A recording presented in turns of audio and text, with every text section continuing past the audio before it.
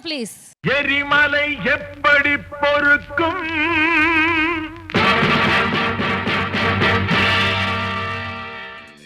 எரிமலை எப்படி பொறுக்கும் காண ஆன்சர்ஸ் காட்டுங்க ப்ளீஸ். Oh my God. ஒண்ணே ஒன்று அர்ணவ்னு இருக்கு பை விஷால்.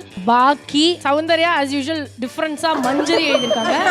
ஓகே, இவங்க வந்து அருண் எழுதியிருக்காங்க. வழக்கம் போல அவங்களுக்கு டாஸ்க் புரியலன்னு நினைக்கிறேன்.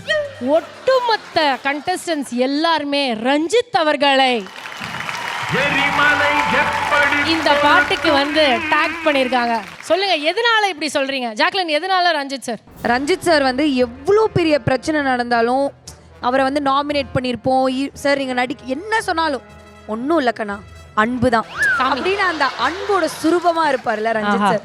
அதனால அந்த எரிமலை வெடிக்கவே வெடிக்காது, எப்பயுமே ஒரு அன்பாக இருக்கும், அன்பை மட்டும்தான் கொடுக்குன்றதுனால ரஞ்சித் சார் தான் வந்துட்டு அந்த மாதிரி சீக்கிரம். Super super. அதோட உச்ச கட்டத்தில் நாங்கள் எப்போ பார்த்தோன்னா, ரஞ்சித் வந்து கேப்டனாக இருந்தப்போ அவருக்கு வந்து அந்த வாயிலேருந்து வந்துடும் வார்த்தை, அந்த ரேஞ்சுக்கு இருக்கும்.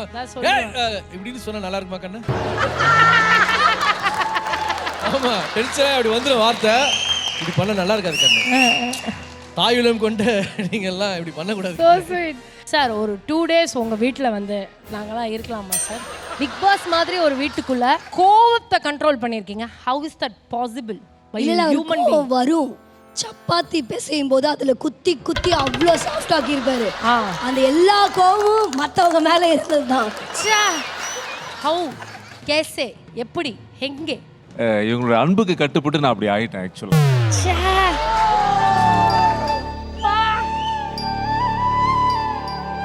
குரூப் ஆஃப் கொடுங்க சார். ஏன் சார் அவரை கட்டி பிடிங்க சார். அங்கேருந்து எகிரி குதிச்சு அவரை கட்டி பிடிங்க சார். பிடிங்க சார், அவர் மேலே எகிரி குதிச்சு கட்டி பிடிக்கடா. Day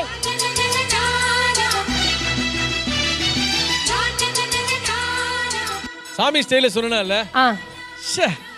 super. பட் எல்லாமே ஆன்சர்ஸ் எல்லாத்தையும் டிஸ்கஸ் பண்ணிட்டு ரஞ்சித் சார் அதை என்ஜாய் பண்ணிட்டு இருக்காரு. சம்பந்தமே இல்லாம as always. Yeah, the one and only sound. மஞ்சரின்னு எழுதுனீங்க.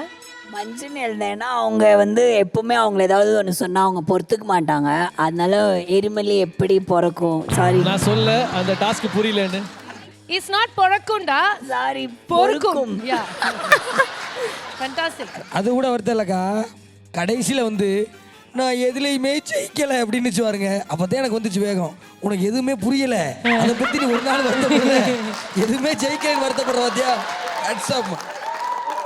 எதுவுமே புரியாம தான் ஃபைனல் ஸ்டேஜ் வரைக்கும் நின்னா சொல்றேன். முத்துகுமரா, சவுண்ட் ஆர்மி இஸ் வெயிட்டிங்டா. அக்கா, எல்லாரும் சவுண்ட் ஆர்மின்னு என்னை பயமுறுத்துறாங்க. அந்த ஆர்மியுடைய தளபதியே நான் தாங்கிறது உங்களுக்கு தெரியாது.